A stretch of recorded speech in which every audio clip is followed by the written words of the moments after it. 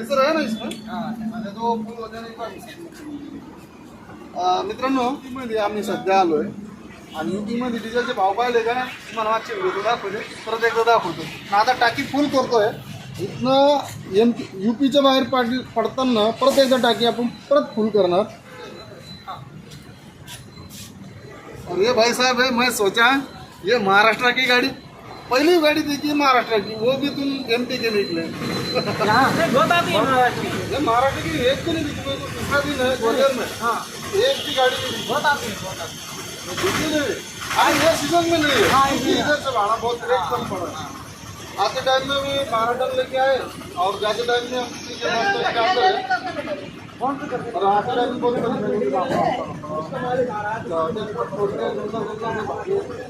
आपके देख देख के या काही ड्रायव्हर आपल्या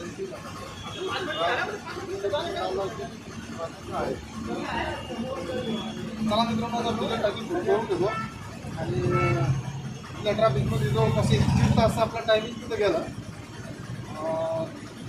आता परत एकदा आपण युपीमधूनच परत टाकी सुरू करणार म्हणजे आपलं टाकी आपल्याला त्याच्यापर्यंत डिझेल पोहोचलं पाहिजे नागपूरपर्यंत. हो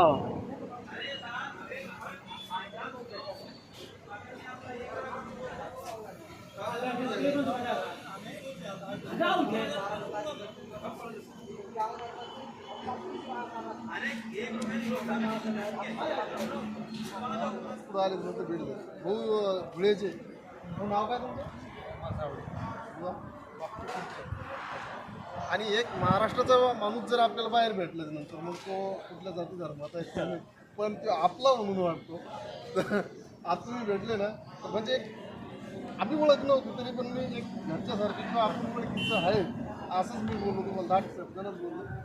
आणि महाराष्ट्राचं खरंच हे प्रेम असतं की प्रत्येक राज्याचं जो माणूस राज्य सोडून जर बाहेर जातो बाहेर पडके राज्य सोडून आपल्या महाराष्ट्रात जर कोणी येत असेल त्यांना त्याच्या राज्यातली जर गाडी भेटली तो आपला म्हणून वाटतो.